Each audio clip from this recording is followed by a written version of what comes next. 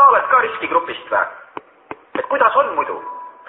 Ma ise pole küll suur naistemees, kuigi on juhtunud. Rohkem püsisuhte tüüp, kuigi neid on juhtunud vähem. Ükskõik kuidas suhtun, pikem suhtlus untsu läheb, mina polnud süüdi. Lõpp hea, kõik hea, seiklus jätkub.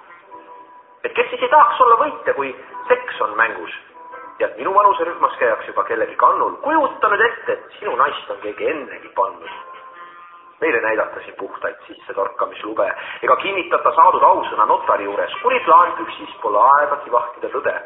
Veel vähem ootaks põhetavast mehest neid rõvedaid teste niisama profülaktika mõttes.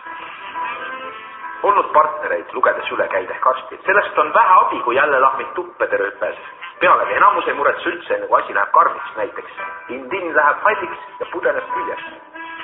Aga kui su väike Joonatan sulle niivõrd armas on, siis ära hüppa vette tundmatutes kohtades. Saad aru, mis ma mõtlen? Kui su väike Joonatan juba ükskord mingi jama otsas on, siis on hilja ja ei haitaga see, et kahetseb. Palun, ära põrka pahna. Alati on kutsuda sõbranna külla kindel. Sõbrad ju jagavad kõike. No okei, süstalt mitte, kui eriti hea mõte pole võtta pruut ära sõbralt, kui tead, et semu hea on pealt pannud siit-sealt kõrvalt. Ja ei, tegelikult on tõbine kabi tõsine asi. Õppige paaritumist. See luuletus on abi nagu mõmmile abits.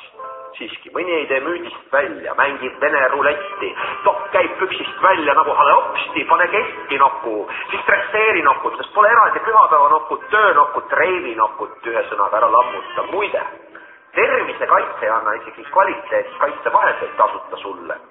Ega mina ei palu ka, et kasuta, ei targuta, et aruta terve sugu haruga enne armu asja ajamist. Lihtsalt ennetame, anname kontserti ka. Aga jätta meelde, mis kontserti sa annad ilma trompetita? Kui huupi tõstad kaabut, on su saatus otsakontroll, nagu autodel on ülevaatus. Sul on otsakontroll. Kui süveneb ja see polnud sääsk, on otsakontroll. Kui muudab värvi ja teeb häält, on otsakontroll.